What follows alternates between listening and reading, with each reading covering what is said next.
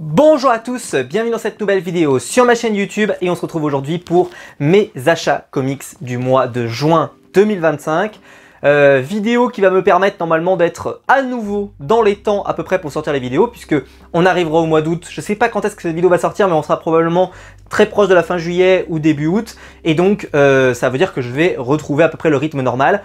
Et d'ici une dizaine de jours, vous aurez la vidéo de mes achats comics du mois de juillet qui permettra qu'on soit en septembre redevenu à peu près dans le rythme dans lequel les vidéos doivent sortir. J'avais pris du retard avec toutes les reviews à sortir, avec plein de choses. Et donc là, à la rentrée, je devrais être de nouveau bien calé. On l'espère. Si la vidéo vous plaît, évidemment, vous pouvez la liker, vous pouvez vous abonner et vous pouvez la partager sur les réseaux sociaux. Alors, il y aura du comics sur cette vidéo. Je vais juste commencer parce que c'était le mois donc, de mon anniversaire, le mois de juin. Et je vais aussi vous montrer des choses que j'ai reçues et qu'on m'a offert au mois de juin. Et donc, il n'y a pas forcément que du comics, mais il y a des choses que je voulais vous montrer. Et puis des choses qui seront aussi développées sur la chaîne dans les quelques semaines qui viennent. Je vais commencer juste avec le premier, parce que je ne vais pas m'étendre sur ce livre, puisque j'en ai fait au moment où je tourne cette vidéo. Elle est déjà tournée, mais elle sortira après. Une vidéo spéciale sur Les Évadés, qui est un roman qui est en fait Rita Hayworth and the Shawshank Redemption, qui est écrit par Stephen King. Je suis un immense fan du film Les Évadés et donc dans une vidéo qui sortira d'ici peut-être la semaine prochaine, vous aurez une vidéo où je vous parlerai à la fois du roman et du film pour vous parler un peu des différences, des choses qui sont des points communs, etc. etc. J'espère que cette vidéo vous plaira, j'espère que qu'elle vous intéressera. Si c'est le cas, en tout cas, n'hésitez pas à aller la voir. Où je vous parlerai donc de mon film préféré, qui est Les Évadés, et des différences et des points communs, évidemment, avec le roman. Et donc voilà, je tenais à le montrer parce que ça a été un cadeau qu'on m'a offert et franchement, il m'a fait immensément plaisir. Et je remercie encore chaleureusement la personne qui me l'a offert. Ça m'a fait trop plaisir. Autre cadeau qu'on m'a fait, on m'a offert, alors c'est pas vrai, enfin c'est à moitié un manga, mais c'est plutôt c'est presque parce que c'est dans la collection Panini Manga, mais des mangas en couleur comme ça, c'est assez particulier. C'est donc Venom, Kid Venom, les origines de Taigaimi, publié chez Panini Manga, ça s'invente pas. Alors je vous lis le synopsis, puisque je l'ai lu depuis, puisqu'on me l'a offert au mois de début juillet. Japon 977, le jeune Kintaro parcourt le pays en compagnie de son symbiote Clinter, à la recherche d'Oni malfaisant. Il enquête sur un inquiétant symbiote capable de vivre sans hôte, l'Oni vide, et sa mission le conduit dans une autre dimension. Kintaro devra alors utiliser toutes les ressources à sa disposition face à un danger que personne n'aurait pu anticiper. Bon. Je vais vous montrer, je l'ai lu, il se lit très vite. Alors je pense que ça va décevoir beaucoup de gens parce que oui, c'est écrit Venom dessus, c'est écrit Marvel, mais c'est beaucoup plus style manga que style Marvel en fait. Vous attendez pas à un truc de super-héros, c'est pas du tout l'ambiance. On est pas du tout dans la période propice et on est vraiment sur une histoire qui a pas grand chose à voir avec ça. Donc en fait, le seul point commun avec cette histoire, c'est qu'il y a un symbiote, voilà. Mais je sais pas, ce truc ne m'a pas du tout emballé. Alors on me l'a offert, donc je remercie en tout cas la personne qui me l'a offert parce que vraiment c'était cool parce que je l'aurais jamais acheté si on me l'avait pas offert. Parce que j'avais acheté moi des mangas. Par exemple, j'avais acheté, il y avait des Deadpool qui étaient sortis chez Panini Manga, mais qui étaient vraiment dans un format manga en fait. Là, on est sur un entre-deux qui m'a pas passionné en fait. Alors déjà l'histoire est pas très longue et donc je pense qu'elle manque de développement. Voilà, ça aurait mérité, je pense, que le bouquin soit un peu plus long. Et puis je sais pas comment dire, il y a des petites refs, il y a des choses comme ça, etc. Mais c'est pas, j'ai pas trouvé le personnage supra génial. Bref, ça m'a pas, il m'a pas tombé des mains. Mais si on veut lire un truc un peu de samouraï, un peu machin, on lira pas ça. Et si on veut lire du vraiment Venom, je pense qu'il faut pas lire ça. Alors que le Deadpool, il avait au moins lui le parti pris d'être vraiment Deadpool. C'était Deadpool dans l'univers manga, mais c'était un Deadpool. Là, c'est un truc un peu différent. Et je trouve que ça n'a pas un immense intérêt. Bref, je me suis un peu ennuyé et voilà, j'ai pas... Et je trouve pas que graphiquement en plus ce soit particulièrement beau. Donc bon, je trouve que c'est un peu dommage. Peut-être qu'aussi il aurait fallu peut-être mettre un peu plus de moyens sur cette série, j'en sais rien. En tout cas bon, il est très fin, je vous le dis, il se lit très vite. Et malheureusement un peu oubliable. Désolé. Alors, toujours, parce que sans transition, mais avec transition, cette vidéo on croirait qu'elle a été préparée. Je vous présente le dernier, l'ultime, ça y est, on est arrivé. L'ultime volume de Venom War, la conclusion, l'ultime fin pour Halloween sur Venom, même s'il va relancer avec All New Venom à la rentrée. Jamais de la vie je l'achète. Donc Halloween nous offre une conclusion. Mais il n'y a pas idée de faire un truc pareil. Alors bon, c'est la fin. C'est la fin, le Venom, il va lui arriver des bricoles. Moi, ça me permet de partir. Moi, ça me permet de me barrer. C'est-à-dire que Halloween, je suis désolé, mais il sortait évidemment de run assez sympa et tout, il n'y a pas de souci. Et là, quand il est arrivé sur Venom, je sais pas, je trouve que ça fonctionne pas. Voilà. Alors les tie-ins, donc les tie-ins sont des numéros hein, qui sont liés à l'event, sont pas ouf, il faut le dire. Mais bon, c'est comme ça. La fin est un peu bon. C'est ça met plein de trucs. Avec des liens avec les 4 Fantastiques par exemple. Ouais, ça alors franchement honnêtement, je pensais pas quand on a vu le récit au départ que les 4 Fantastiques auraient véritablement leur rôle là-dedans, etc., etc. Bon, finalement, bah si en fait. Et donc c'était, il y a une, bon, il y a des symbiotes partout. Si vous voulez avoir des symbiotes, il y en a de partout. Ça m'a rappelé d'une certaine manière. Alors moi j'avais bien aimé. C'était comment ça s'appelait? C'était le Spider-Man Spider Island, voilà. Mais qui est un event qui globalement était concerné Spider-Man et un peu Venom. Donc voilà, ça va. C'est un crossover qui est quand même resté très ancré sur Spider-Man. Là, c'est vrai qu'ils essayent un petit peu de mettre un peu du monde dedans. Et bon... Alors ça je vais pas vous montrer parce que ça spoil de ouf, donc je vais, voilà, bon, il y a quand même des choses un peu plus sympathiques, hein, comme ça par exemple, ouais, ça peut être sympathique, mais c'est vraiment dans le run de Venom, là on est sur les numéros par exemple de Venom 38 et 39, vous avez Venom War Carnage numéro 3, Venom War Fantastic Four numéro 1, bon ok, Venom War Spider-Man numéro 4, Venom War Deadpool numéro 3, ainsi que Venom War numéro 4 et 5. Ce qui fait que ce volume, il faut quand même le reconnaître, il a quand même 4 épisodes qui font vachement avancer l'histoire. Et ça c'est bien, parce que bah, les numéros de Venom sont les numéros les plus qui ont le plus d'impact dans l'histoire. Les numéros de Venom War, c'est les numéros qui ont le plus d'impact dans l'histoire également. Et donc forcément on se retrouve avec, avec quelque chose d'assez sympa. Je suis pas convaincu par cet event qui, je trouve, a voulu nous proposer une fin, a voulu nous proposer voilà un dernier affrontement avec du symbiote, avec du carnage, voilà, etc. Ça va convenir, je pense, à certaines personnes. En tout cas, moi, ça me permet de partir parce qu'il y a une sorte de conclusion. C'est-à-dire qu'il n'y a pas vraiment d'ouverture. Alors oui, on comprend qu'il y a une ouverture parce que il va y avoir un nouveau symbiote, etc. Ça, ok, mais je pense que ça peut me servir de fin pour le run de Halloween.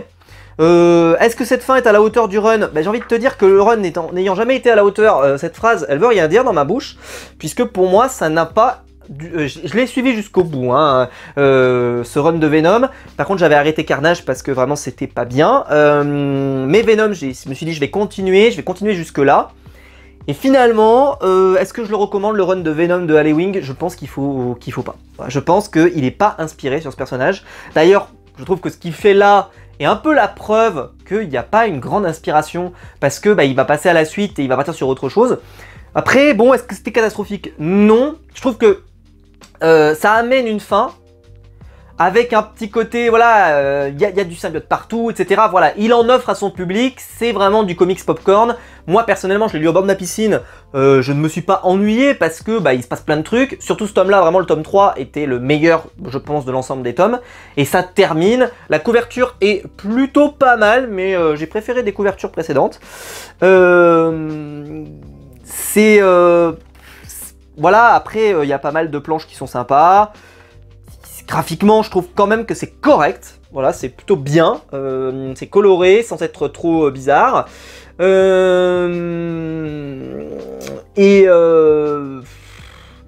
Qu'est-ce que je pourrais vous dire? C'est un combat familial. Voilà, c'est vraiment le...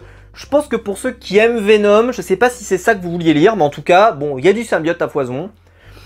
Est-ce que je vous le recommanderais? Je suis pas certain que ce run-là, par exemple, soit réédité en deluxe après, etc. Faut revoir, hein. Faut voir la postérité de ce run. Tu vois, par exemple, le run de Donny Cates sur Venom, il est rentré tout de suite dans la postérité. Celui de Halloween, je suis pas certain. Mais bon. En tout cas, c'est un event qui a de l'impact. Certains se reprochent souvent qu'il y a des Venom qui est pas... Enfin, qui est des events qui n'a pas de l'impact. Bah lui, il en a. Sur le personnage de Lee Brock, principalement, mais aussi il y a un petit peu des liens avec Spider-Man, avec Mary Jane, il y a des choses intéressantes. Carnage, bon, globalement ça va, il y a aussi quelques petites conséquences aussi. Bref, ce tome 3 était meilleur que les deux précédents, c'est pour ça que je disais que j'en parlerai seulement quand j'aurai l'intégralité de la série, puisque je les ai lus d'un coup. Ah oui, ça aussi c'était un très bon point positif, c'est que je les ai lus d'un coup.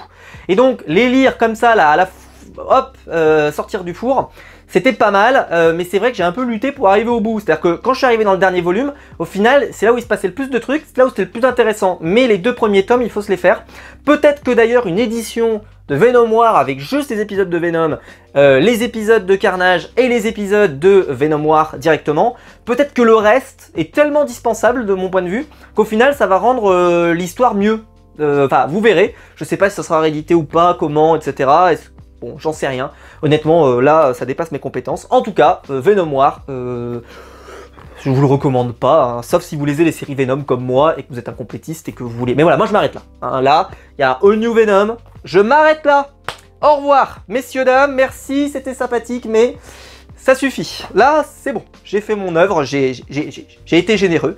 Mais Panini, là, cette fois-ci, ce n'est plus possible. On passe ensuite, avant de rentrer dans le drama, enfin dans le drama, c'est pas dans le drama d'ailleurs, parce que ce sera au juillet, le drama ce sera en juillet, donc là il fait la vidéo de juillet, mais qui sortira en août, vous m'avez suivi. Commençons par le... d'abord, avant de préparer le drama, parce que le drama n'a pas eu lieu ce mois-ci, même si on l'avait un peu teasé, mais ça me dérange moins sur les tomes que nous allons voir juste après.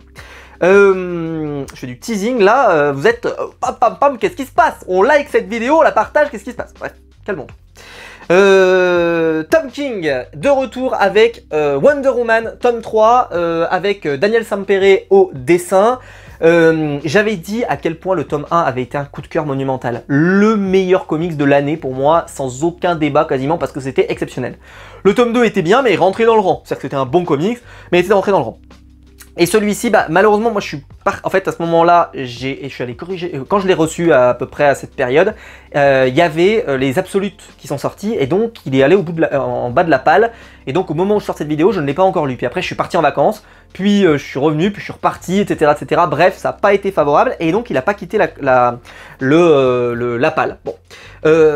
Ceci étant, déjà bon c'est pas la fin, hein, c'est le tome 3, c'est une série qui est en cours. Moi personnellement qui ne lisais pas de Wonder Woman, je suis très content de lire cette série, hein. Je le dis, moi je sais que je la suivrai parce que j'aime Tom King, j'aime comment il scénarise, je trouve qu'au dessin ça envoie, c'est vraiment joli. Donc je sais que je vais suivre cette série avec vraiment beaucoup de plaisir.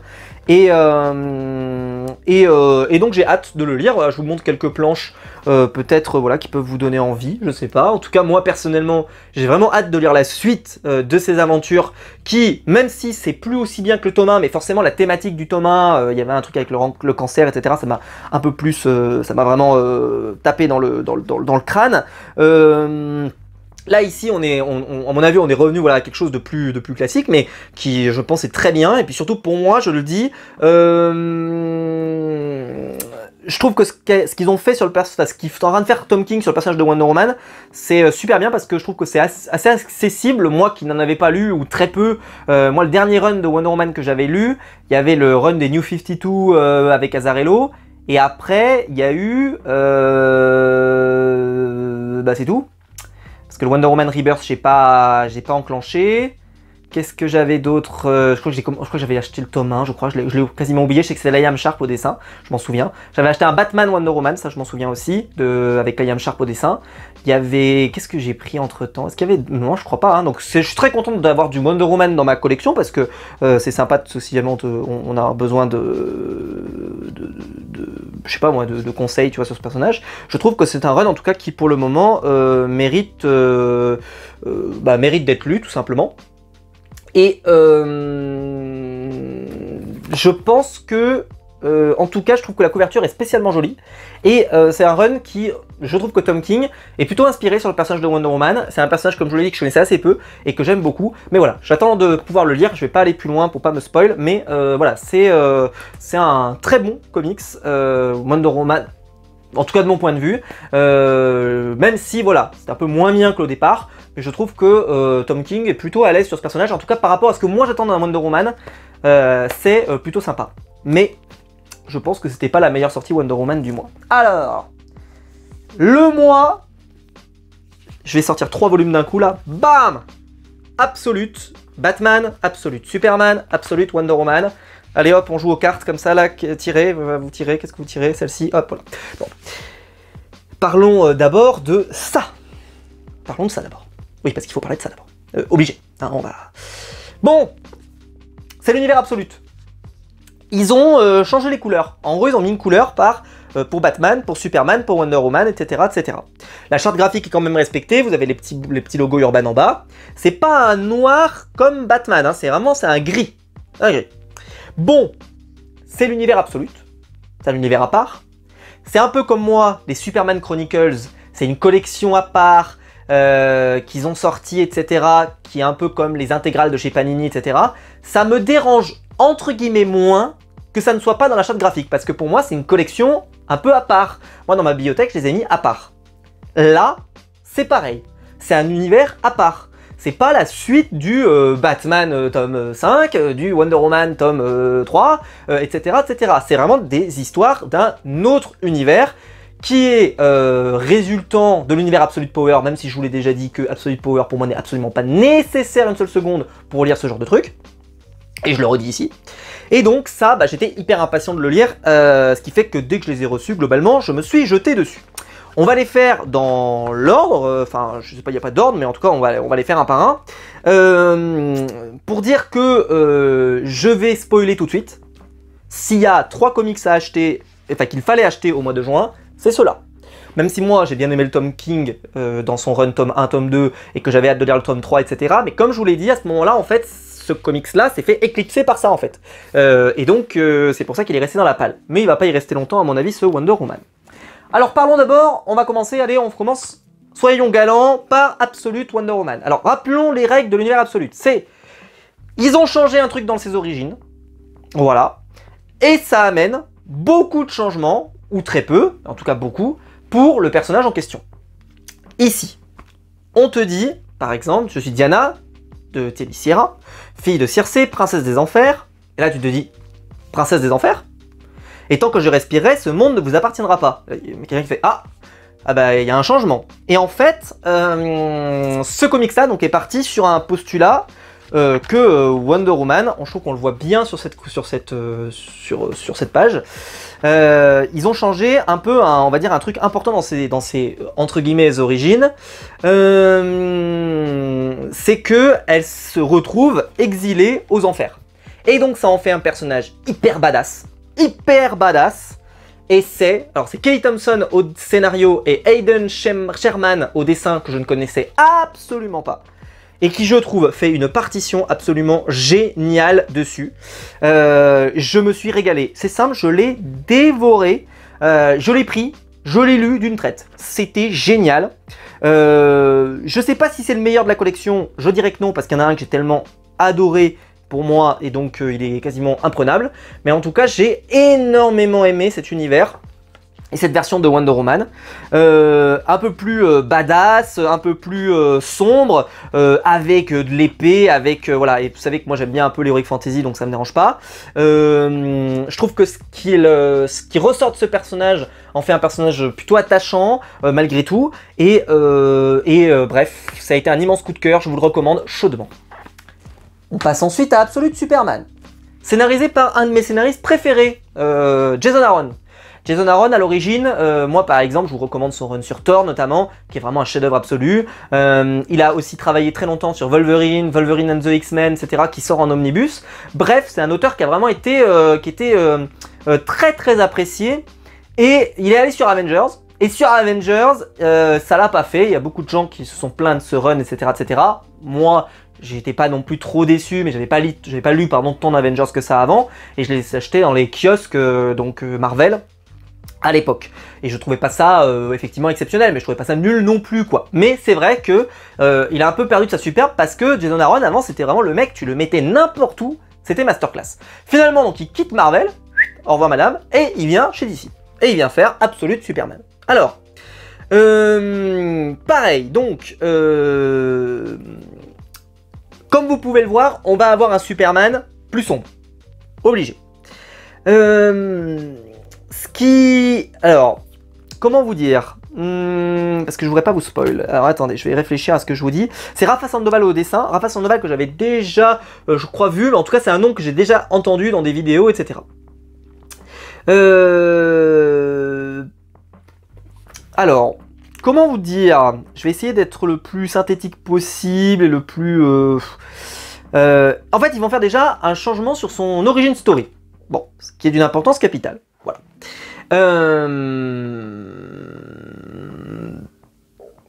C'est que... comment dire?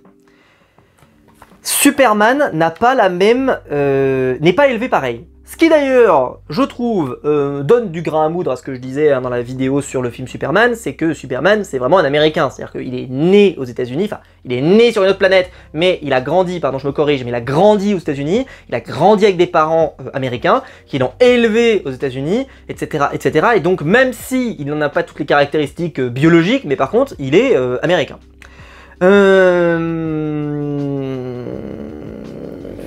En fait... ce Superman là, on a un Superman, je vais essayer de faire simple, hein. C'est un Superman qui est plus investi, on va dire, dans les sujets. Voilà. Nous, Superman, c'est plutôt un symbole d'espoir dans la version. Là, c'est moins le cas, c'est plutôt un symbole, j'oserais pas dire révolutionnaire, parce que je trouve que c'est trop fort comme mot, mais c'est plutôt un symbole de quelque chose de quelqu'un qui veut un peu renverser la table, un peu dans l'idée, voilà. Graphiquement, c'est magnifique. C'est vraiment très très beau. De toute façon, les trois sont très beaux, mais celui-ci l'est particulièrement aussi. Et donc, on a un Superman qui sort un peu des sentiers battus, qui est plus rentre-dedans, qui va flirter beaucoup plus avec des zones de gris, notamment, et qui, comment dire, et particulièrement, je sais pas comment dire, mais particulièrement sans concession. Voilà, je pense que ça spoilera pas en disant ça, mais en tout cas, il est complètement investi dans sa mission, etc., etc. Il y a des peacemakers comme vous le voyez ici, etc., etc. Et en fait, on a une organisation, c'est marrant parce qu'elle s'appelle Lazarus, mais ça n'a rien à voir avec le comics Lazarus qui sort chez Urban en ce moment. C'est que il va vraiment aller en confrontation avec ce genre d'organisation, etc., etc. Ce qui fait que c'est pas du tout un comics, par exemple, qui va affronter une énorme menace, etc., parce que c'est souvent ce qu'on fait avec Superman. Superman, on met un truc énorme, un Doomsday ou un truc comme ça qui casse tout, et on le fait l'affronter. Là, c'est pas le cas, là, c'est vraiment on est plus sur des affaires terrestres, entre guillemets. J'ai trouvé que c'était très bien. Pour moi, c'est celui que j'ai le moins aimé des trois. C'est mon avis, c'est celui que j'ai le moins aimé des trois. Ceci étant, c'est pas parce que j'ai le moins aimé qu'il n'est pas exceptionnel. C'est-à-dire que les trois sont exceptionnels. Mais si vous me demandez mon classement, celui-ci est troisième. Le Wonder Woman est deuxième. Et donc, pas de suspense, hein. Scott Snyder revient sur Batman pour faire Absolute Batman. Et je vais le dire tout de suite, je suis pas le fanboy de Snyder. J'ai beaucoup aimé évidemment son Batman New 52. Et même dans des trucs que les gens aimaient pas, comme l'an 0 par exemple que j'aime pas, moi j'aimais bien. Puis après derrière, il a fait All Star Batman. Et moi All Star Batman, ça a été une immense déception. Je l'ai même plus dans ma bibliothèque parce que je me suis ennuyé en le lisant, mais c'était terrible. Tu te dis vraiment, un comics qui avait autant d'ambition, le tome 2, mais vraiment il n'y a pas idée de faire un truc pareil, et le tome 3, bah ça va jamais être ce que vous pouviez attendre d'une série All-Star comme ça, etc. Jamais. Vraiment, t'as l'impression presque qu'ils ont mis Scott Snyder pour faire du Batman, mais il avait déjà presque tout raconté ce qu'il avait raconté, et que boum, il a meublé. Bah franchement, bah, pour meubler, il a meublé. Le tome 1 avec double face, bon. Puis après, il est revenu avec, vous savez, l'univers l'univers métal. Donc là, il est arrivé avec le Batman Kiri, avec sa Justice League, etc. Il est parti là-dedans. Univers qui a divisé beaucoup. Il y a des gens qui ont aimé, des gens qui ont moins aimé, des gens qui n'ont pas du tout aimé. Moi, j'estime que c'est un gros délire et qu'il faut rentrer dedans, et que moi, personnellement, j'ai trouvé que c'était plutôt pas mal, et que c'était une idée intéressante, et que j'aime bien moi un peu les Elseworlds, et que je trouve qu'il y avait une proposition intéressante. J'aime bien les autres Batman qui étaient proposés. Le Batman Kiri, il crève l'écran, c'est évidemment incontestable, etc., etc. Bon, on se retrouve donc avec un auteur qui a un peu perdu de sa superbe, et donc qui allait un peu se refaire la cerise du côté des comics indépendants. Scott Snyder, là, il a fait énormément de comics indépendants qui sont sortis chez Delcourt, etc., etc. Bon, et là il revient avec Absolute Batman. Alors Absolute Batman, donc vous pouvez voir déjà il est gris, hein, je le répéterai jamais assez, mais ça c'est quand même quelque chose. On est sur un Batman déjà qui part d'un postulat. Alors pour information, c'est Scott Snyder et Nick Dragotta au dessin. Bon, je vais vous montrer. Au dessin, c'est pas le point fort absolu.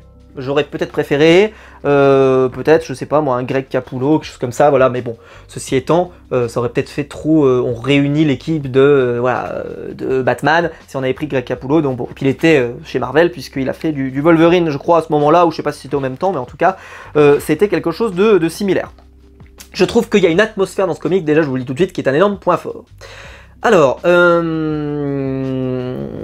en fait, on est sur un comics déjà qui va partir d'un postulat qui est que Batman n'a pas été, n'est pas le fils milliardaire, et donc ils vont modifier son origin story. Parce que, alors déjà le Batman est beaucoup plus bif, je vous préviens, il déconne pas ce Batman, hein, il en a strictement rien à foutre des zones de gris, on va pas se mentir, puisqu'il y a un gang qui est dans les rues, et il va leur dire, je vais vous fracasser la tête. Ce qui fait que moi, personnellement, moi qui ai adoré The Batman, pour sa vision justement d'un Batman un peu plus, voilà, même s'il reste quand même dans les limites de ce qu'on peut faire, mais quand on le voit fracasser dans la rue au tout départ du film, dans cette séquence qui est absolument exceptionnelle, ou quand il n'est pas dans la rue, d'ailleurs il est dans le métro d'ailleurs, c'est formidable, oui j'adore The Batman, voilà. Je trouve que ce Bruce Wayne, c'est un Bruce Wayne donc justement qui a pas eu une vie facile, qui a eu une vie à se forger dans la rue, etc., etc. Et donc, ça amène un Batman plus dur. Un Batman qui donc justement, là, il y a un gang, bah, il connaît un peu ce que ça peut provoquer, etc. Et ben, il va absolument tout donner pour contrecarrer leur plan, etc., etc. Il est extrêmement violent ce Batman, c'est-à-dire que c'est un Batman, il faut s'y préparer, ça tabasse, c'est-à-dire que ça tabasse, mais moi, personnellement, le The Batman, c'est un Batman qui m'a tellement plu parce que justement il est un peu comme ça, et quand j'ai lu ça, ça m'a rappelé un peu ça, un peu. Pourtant il a la même origin story, etc., ça change rien, mais voilà. Graphiquement, c'est un comics qui a vraiment une atmosphère qui est vraiment très bien faite, qui permet vraiment de se projeter là-dedans, etc., etc., etc. Et en fait, il va affronter donc un gang, et ce comics, alors je vais le dire tout de suite, m'a rappelé énormément Daredevil. Énormément. Énormément. C'est-à-dire que tu écrirais pas Absolute Batman, mais tu écrirais Absolute Daredevil. Parce que Daredevil, c'est quelqu'un qui est normalement très dans les clous, etc. Mais il a déjà sombré dans le côté obscur, Daredevil. Faut voir les runs sur Shadowland, etc. Mais il a déjà sombré dans le côté obscur. Et donc c'est un et en fait, ce que j'aime bien déjà dans Absolute Batman, c'est qu'ils sont partis un peu dans le même sujet que sur le Wonder Woman, etc. Ou sur le Superman ou autre. C'est que là, ils sont partis, enfin Wonder Woman c'est moins le cas, mais en tout cas ils sont partis sur un truc très, c'est un gang, c'est pas une menace, tu vois, ils sont pas faits dans un truc de super-héros, c'est vraiment un truc plus de, comme je le disais, pour Daredevil qui affronte des menaces, des gangs, des machins, des trucs, etc., etc. Et donc c'est quelque chose que moi j'aime bien sur des personnages un peu comme ça, les vigilantes. Et je l'ai trouvé exceptionnel. Pour moi, ça a été un vrai immense plaisir. Je sais pas s'il fait l'unanimité ou pas, j'en ai aucune espèce d'idée. Parce que Snyder, comme je vous l'ai dit, il divise tellement que maintenant je ne sais même plus quoi dire. En tout cas, pour moi, vous pouvez l'acheter les yeux fermés. Et en fait, pour moi, les deux que vous pouvez acheter les yeux fermés, c'est celui-là et le Wonder Woman. Je trouve que les deux sont exceptionnels. Le Superman, il est très bien, mais par exemple, je me dis toujours, quelqu'un qui voudrait un Superman qui a franchi la limite, qui est vraiment beaucoup plus... Voilà, qui a mis la seconde. Bah limite, c'est Injustice. Dans Injustice, là, il a pas franchi la seconde, il a franchi la 8ème. C'est-à-dire qu'il est passé complètement de l'autre côté, c'est devenu un dictateur. Si c'est votre parti pris, peut-être que ça vaut plus le coup de lire ça. Là, l'absolu de Superman n'ira pas jusqu'à là. Mais il va vous proposer un Superman plus sombre. À vous de voir si ça vous convient. Mais le Batman et le Wonder Woman, mais le Batman surtout. Ah ouais. Mais il est en gris. Il est en gris. Il est en gris. Et encore, le mois prochain, le blanc. C'est le blanc. C'est le blanc qui arrive. Ah ouais. Phrase prise hors de contexte comme ça qui fait passer pour du racisme. Pas du tout. C'est les boucas qui sont... C'est problématique. C'est un problème. Bref. Plus sérieusement. Avant-dernier, enfin, parce qu'après il y en aura deux qui sont mes cadeaux d'anniversaire. Celui-ci je l'ai pas lu du tout. En fait je l'ai acheté parce que j'ai été happé par la couverture. Et donc je l'avais pas du tout. Mais alors, pour info, les sorties de cet éditeur, donc c'est 404 Comics, je suis pas du tout. Hein. C'est-à-dire que je vois chez mon libraire, parce que je commande mes comics chez un libraire indépendant, etc. Et donc quand j'arrive, des fois je vois des trucs. Des fois, ça m'arrive. Par exemple, c'est comme ça que je suis tombé sur Islander ou des choses comme ça. Mais là, il y avait ça en mise en avant. C'était donc Origins, donc de 404 Comics. Chapman, Rebelka, Delpech, Hamel, Krieger, Oxford, avec une traduction de Philippe Touboul, qui raconte donc David Adams a causé la chute de l'humanité. 1000 ans plus tard, il a une chance de la sauver, puisque la race humaine s'est éteinte, remplacée par une intelligence artificielle, et depuis des siècles, un androïde tente de ramener à la vie son créateur. Dans ce monde apaisé par l'absence des hommes, la créature devenue créateur doit remettre le dernier enfant de l'humanité sur le chemin de sa mémoire, dans l'espoir d'une aube nouvelle. Je trouve que le scénario donne envie. La couverture m'a charmé parce que je trouve que vraiment c'est 404 graphiques, d'ailleurs c'est plus 404 comics mais bon c'est un détail. Je me suis dit waouh, j'ai vraiment envie, moi qui a envie d'essayer de lire un peu plus d'indépendants maintenant, même si voilà, moi je peux pas m'en empêcher, hein, j'ai envie de lire moi mon Wonder Woman, mon Batman, etc. Et donc vous allez pas m'en empêcher, hein, pareil pour lire mon Daredevil, etc. Venom on va arrêter, on prend l'accord tous ensemble, on arrête. Maintenant, voilà, j'ai envie de tenter parfois des comics indépendants. Je dois avouer que je l'ai à peine feuilleté et j'ai dit mais waouh, qu'est-ce que c'est beau. Alors c'est ça a une ambiance un peu particulière. Il y a un dessin un peu à la, alors attention parce que c'est quand même pas pareil, mais je trouve que voilà il y a un peu côté peinture comme un peu comme fait Jock, tu vois. Et donc moi qui aime bien Jock, ça me dérange pas. C'est un parti pic graphique, c'est un récit de science-fiction, donc attention parce que la SF ça pardonne pas, des fois c'est très bien, des fois c'est moins bien, et j'ai entendu que des excellents retours.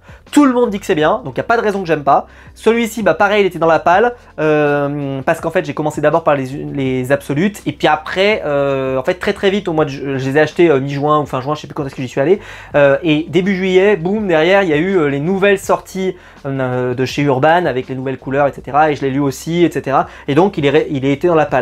Et après, comme je l'ai dit, je suis parti en vacances, etc., etc. Et vu que je voulais absolument lire l'univers absolute, j'ai commencé par ça. Mais ça, je pense que ça sera lu très vite. Parce que j'aimerais bien vous en faire un retour, peut-être quelque part, j'en sais rien, il faudra voir. En tout cas, au moment où je tourne cette vidéo, je ne l'ai pas encore lu, mais ça fait partie des comics qui sont en haut de ma palle. Je pense que d'abord le Wonder Woman, mais après, celui-ci sera très vite lu.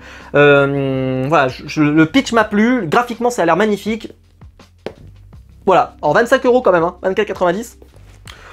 Voilà, bon c'est un très grand format, magnifique, très belle édition. Je pense qu'en vrai ça peut faire un très beau cadeau par exemple pour Noël, donc ça à retenir. Et on termine, puisque comme je vous l'avais dit, au mois de juin, donc je suis né le 28 juin, eh bien c'est mon anniversaire, et ça faisait un moment, je crois que c'était au Noël d'il y a 2 ans, je crois, puisque dans le Noël d'il y a 2 ans, j'ai, enfin voilà, je sais pas comment vous dire, j'expliquais que j'avais un run indépendant que j'étais en train de faire et que j'achetais les volumes soit à Noël soit au Nouvel An. Sauf que l'année dernière à Noël, en fait, j'ai acheté La Route, j'ai acheté qu'est-ce que j'avais acheté, enfin j'avais acheté pas mal de comics indépendants, etc. Et en gros, j'ai laissé cette série de côté. Et là, en fait, je triais mes collections, je triais mes comics, etc. Et je me suis dit, mais tiens Maxime, pourquoi t'as pas repris? Tu t'es arrêté là en cours, il faut que tu continues. Et donc, ceux qui ont suivi la chaîne depuis longtemps savent de quoi je vais parler. Hein. Il s'agit d'Invincible, tome 9 et tome 10. Voilà. Normalement, je crois que j'en étais au tome 8, si je ne m'abuse. Je crois que j'en étais au tome 10. Et donc, j'ai acheté le tome 9 et j'ai acheté le tome 10. Et donc, il m'en reste 2 pour terminer la collection, puisqu'il y a 12 tomes. Donc, on va essayer de les acheter pour Noël. Alors, on se donne comme objectif, à Noël, on achète le tome 11 et le tome 12. Et comme ça, on finit. Comme ça, l'année 2025 sera l'année de fin d'Invincible. Parce que c'est vrai que là, j'avais complètement laissé le comics en plan.